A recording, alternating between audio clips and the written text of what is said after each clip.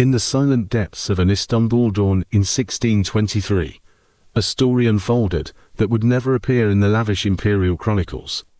Some accounts whisper of a heart-wrenching scream echoing through the marble halls of Topkapi Palace, not from a battlefield, but from the trembling throat of a young girl of royal blood. She was Princess Fatima Sultan, barely 15, daughter of one of the most powerful sovereigns on earth. According to rumor, her cries, a mix of fear and supplication, echoed through the golden corridors like an icy echo that even the eunuchs, guardians hardened to horror, dared not confront. Before we continue, if you enjoy uncovering the hidden truths behind famous personalities, consider hitting that like button and subscribing for more content like this. And please comment below to let me know where you're listening from. Whether fact or legend, storytellers claim this was the hidden price every daughter of a sultan paid upon reaching marriageable age. A price written not in chronicles but in whispers said to mark their skin and soul. The official histories remain silent, but palace gossip spoke of a ritual that broke the mind before the body, condemning young brides to a shadowed fate. Behind the veils of silk and perfumed gardens lay a truth so sinister that no European princess would have wished it for herself. For centuries, rumors persisted that the empire perfected a marriage protocol so cruel that not even its fiercest enemies would have imposed it on their daughters. Chroniclers never recorded such practices, yet popular imagination insisted that the magnificence of public ceremonies concealed a hidden terror. Only much later, writers claim to have seen forbidden documents in Istanbul's archives, alleging they revealed what truly happened on the wedding nights of Ottoman princesses. Whether genuine or fabricated, these tales shocked readers, for while peasants and noble women alike dreamed of palace life, the imperial heirs were said to face nightmares disguised as grandeur. This then is no fairy tale. It is a tale of power and fear stitched from both history and rumor.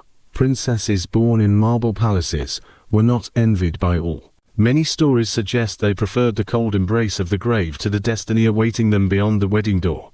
The Ottoman Empire, vast as a borderless ocean, cast its shadow over 3 continents for more than 6 centuries. From its founding in 1299 until its decline in 1922, it became one of the most formidable political and military machines in history. Its armies marched with iron discipline from the walls of Vienna to the scorching sands of Yemen. The fall of Constantinople in 1453 was not just the conquest of a city, but the metamorphosis of the known world. Byzantium vanished and Istanbul became the beating heart of an empire. At its center stood the jewel of the Sultan's Topkapi Palace.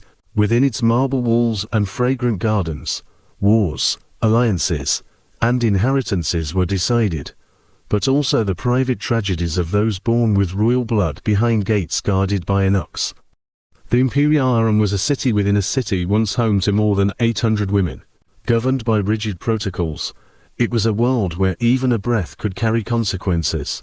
From the 1530s onward, when Sullivan the Magnificent granted his wife Harem unprecedented titles, the harem ceased to be a simple pleasure ground and became a stage of intrigue, alliances, and silent wars. Most concubines were Christian slaves, captured in campaigns or purchased in distant markets. Torn from their homes, they arrived with a single dream: to win the Sultan's gazine, transform their bondage into influence. Their days were filled with music, embroidery, poetry, and rites of obedience. Every gesture could decide their future. Paradoxically, these slaves sometimes had more room for maneuver than the Sultan's own daughters. Concubines could rise to positions of power. Imperial princesses, however, were often reduced to pawns in diplomacy, bartered in marriage to secure loyalty or quell rebellion. It was in this setting of grandeur and oppression that the so-called Sultanate of Women, spanning 53 to 1656, figures like Kursum Sultan and Turhan Hatis Sultan wielded real authority feared even by the Janissaries. Yet while concubines turned queens shaped the fate of the empire, imperial princesses remained bound by a harsher destiny. The brilliance of their lineage was also their chain. They were born to be sacrificed in the name of power. The external splendor with its golden thrones, banquets, and lavish embassies concealed a mechanism of submission that few dared speak of openly. At the center of this silence lay the destiny of Fatima Sultan, who would soon transform from a child prodigy into a victim of a ritual whispered about for centuries. In 6006, Fatima Sultan was born, daughter of Sultan Ahmed I and the formidable Qasim Sultan, one of the most powerful women the empire ever saw. Her childhood unfolded among the fragrant gardens and courtyards of Topkapi, where fountains murmured beside the voices of lutanists and poets. Chroniclers admired her brilliance. She mastered 4 languages, wrote with the precision of a calligrapher, studied astronomy, and even debated law and history with scholars, to poets. She was a jewel of the dynasty, intelligence, beauty, and nobility united in one figure. But in the Ottoman court, neither brilliance nor talent shielded a girl from the fate decided at her birth. Like every daughter of a sultan, Fatima was destined to become a tool of politics, a diplomatic sacrifice. Her name was inscribed silently but firmly on the scrolls of imperial strategy. From the moment she was born, it was known she would be given in marriage to seal alliances, secure obedience, or bind a powerful family closer to the throne. The man chosen for her was not a young noble or romantic suitor, but Kerem Mustafa Pasha, a battle-hardened commander, 20 years her senior. For him, marriage to a sultan's daughter was a path to greater power. For her, it was the beginning of a tragedy. Not even her mother, Qasim Sultan, shadow queen and master of intrigue, could protect her from what was to come. Rumors speak of a preparation known as Tervil and Mubarak, described as sacred instruction, but functioning more like a mechanism of submission. Some say it was a unique practice reserved for imperial princesses, designed to break their pride before they were handed to their future husbands. According to these accounts, an elderly attendant, Gulnar Hatun, oversaw Fatima's training. The bride's chamber became her classroom. She repeated gestures of reverence, learned precise angles for bowing, and practiced measured steps with her hands held low. Her vocabulary, it was said, was reduced to a limited set of words: gratitude, apology, acceptance, and supplication. Any error, witnesses claimed, brought punishment in the form of fasting or confinement. The most disturbing whispers describe rehearsals for the wedding night. Talayman heard it carried out in underground chambers with wax figures crafted by Venetian artisans. If these stories are true, Fatima was forced to mimic gestures no adolescent should know, every sign of resistance noted in secret ledgers, whether fact or cruel exaggeration. Such tales spread among later chroniclers, always insisting that no other court in the world subjected its princesses to such rituals. What is known for certain is that her final months before marriage were marked by humiliation. Accounts recall that she was even made to serve her father's concubines, washing them, dressing them, and preparing them for their meetings with the Sultan. Some describe how she wept uncontrollably, adjusting their veils, each act designed to crush her pride before the wedding day arrived. A week before the wedding, Fatima was transferred to the Healing Cuckoo, the bridal pavilion, an isolated compound where every aspect of her life was controlled. From that moment, nothing she ate, drank, or even thought seemed to belong to her anymore.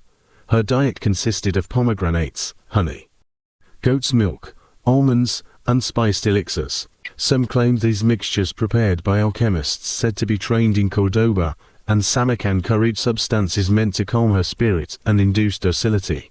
Others dismissed them as rumor. But the effect was undeniable. She began to sink into a strange state of resignation. Every sip and every bite carried an invisible reminder.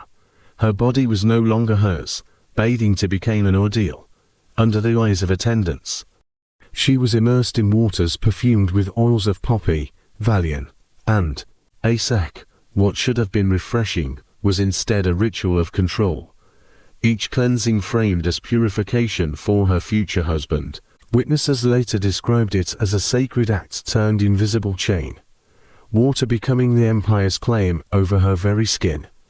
The walls of the pavilion told the same story. Tapestries displayed scenes of obedient wives celebrated for their fertility and submission, silent models for her to imitate. Phoenician mirrors were positioned so she could not escape her own reflection, a practice once rooted in Sufi meditation, known as marker self-observation, is twisted into a weapon. Fatima was forced to watch herself constantly, as if even her shadow had become a jailer. Meanwhile, her education shifted from poetry and astronomy to obedience manuals. The palace supplied passages from texts such as Nasihat al-Muluk and other treatises, extolling loyalty and sacrifice as sacred duties, day after day. She recited these verses aloud before concubines and eunuchs. Prayers, to her reshaped, no longer personal supplications to God, but formulas glorifying devotion to a husband as divine command. Religion itself became rehearsal for submission. Humiliation was woven into her daily life. Twice a week, she was ordered to serve her father's concubines. The ritual's message was clear. Even her father's mistresses stood above her. The punishments for resistance were harsh. A defiant glance could mean enforced fasting. A sigh of disgust might send her into the damp reflection cells, where silence and darkness broke her further. Any mistake in bowing or prayer meant endless repetition before the male courts until exhaustion erased her will. Records, or perhaps rumors repeated by later storytellers, insist that every detail of her progress was logged as if she were taking an exam. But there were no rewards, only the certainty that training would continue until she was completely reshaped. By this stage, those who knew her said her voice began to fade. She did not merely remain silent from fear. She seemed unable to find words at all. The brilliant young woman who once debated scholars was now little more than a shadow. Her identity, hollowed out within the pavilion walls.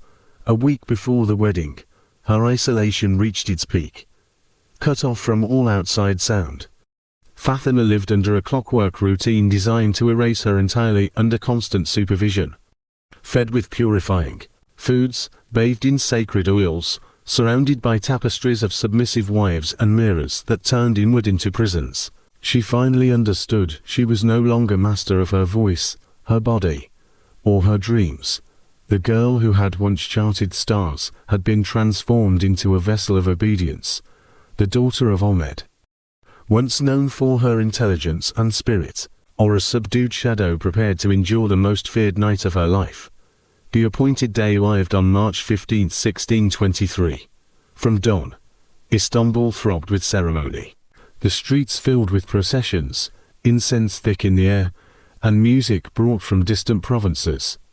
War drums clashed with the strings of the oud, while palace courtyards glittered with banquets served on golden trays, chroniclers disp, Persian dancers and Andalusian musicians animating the halls, while the janissaries displayed their martial skill before the Sultan's eyes. For the people, it was a spectacle sent to honor the heavens.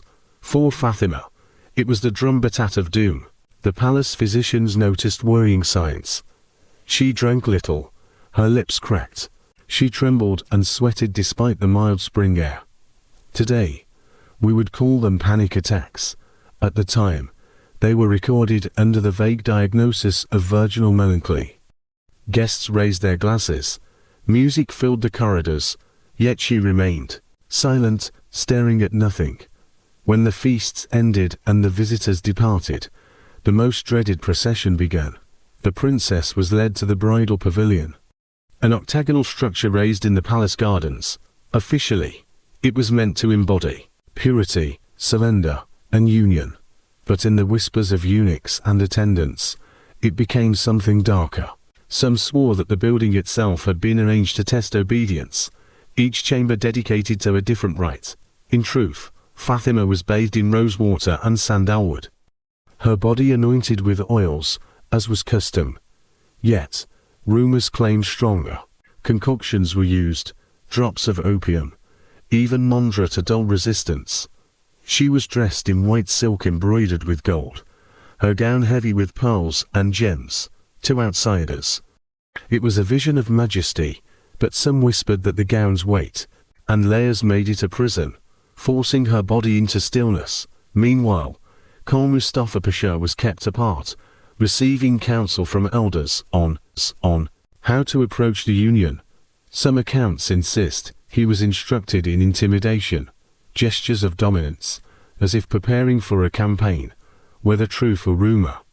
The very idea reveals how closely politics and the marriage bed were entwined.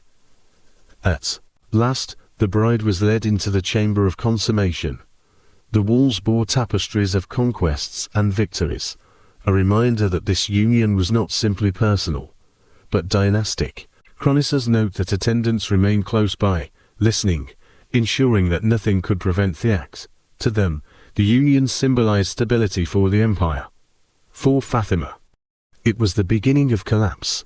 Witnesses wrote that her voice faltered to a whisper, her body trembling. Some accounts even speak of fainting spells and bleeding described in coded terms as the soul departing the body. Whether exaggerated or not, the picture is clear. She endured the night in silence, her spirit withdrawing in order to survive. The following days revealed her transformation. Court physicians recorded symptoms we would now call severe trauma: muteness, loss of appetite, sudden crying, and violent fits at the mere presence of men. Even trusted eunuchs. Remedies were attempted, herbal infusions, music, Sufi meditations. None restored her former brilliance. The young woman who once debated astronomy with scholars and played music in the gardens became a hushed shadow. Books lay unopened, instruments gathered dust, and her laughter was gone. The marriage continued out of duty. Children were born, ceremonies held, but in private excellence ruled. Later memoirs suggest that even Mustafa Pasha sought refuge in campaigns and opium. Haunted by the knowledge that his wedding night had destroyed his wife, he fulfilled his public duties. She appeared at ceremonies as a silent figure adorned, but absent. The years passed without Fatima ever recovering the spark of her youth.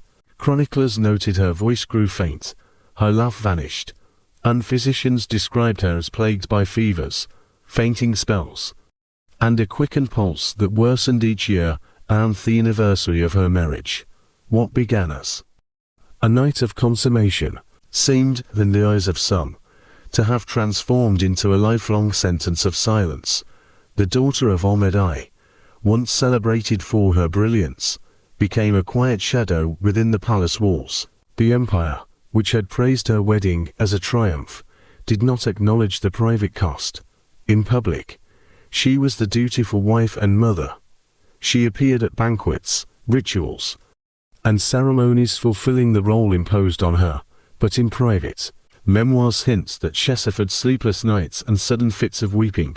The splendor of the court, jewels, music, feasts stood in stark contrast to her inner darkness. Kara Mustafa Pasha, though respected in the military, never erased the distance between himself and his wife. Later writings describe him retreating into long campaigns and opium, perhaps unable to face the shadow he had helped create. Their marriage became mechanical, bound only by politics and duty. Fatima lived for nearly 3 decades after that night. In 1652, palace doctors recorded her death from brain fever. Yet some whispered that the date, the exact anniversary of her wedding, was more than coincidence. The story spread that her spirit had been broken long before her body failed, and Fatima was not alone. In the archives, scattered records show that many Ottoman princesses endured similar fates. Some lived in silence, their names barely mentioned after marriage. Others disappeared from official registers altogether. Historians suspect some cases of suicidia madness, though the chronicles replace them with vague euphemisms like illness or withdrawal. Rumors persist of princesses who devised secret embroidery codes to communicate hidden messages to sisters or who sought permission for divorce, a rare but daring act. One account even suggests that a few faked their own deaths to avoid an unwanted second marriage. Whether fully true or colored by later imagination, these tales reflect the desperation that life inside the palace could bring. What the empire celebrated as fairy tales of silks and crowns often hid a harsher reality.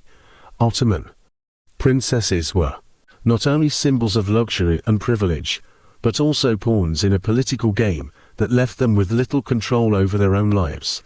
Their voices, muted by protocol, were the first casualties of power. The tragedy of Fatima opens a window onto that uncomfortable truth that dynastic glory was often built upon the suffering of the very women who carried its weight. And then the inevitable question arises: how many such stories remain hidden in the sealed archives of palaces, Ottoman, European, Chinese, Russian?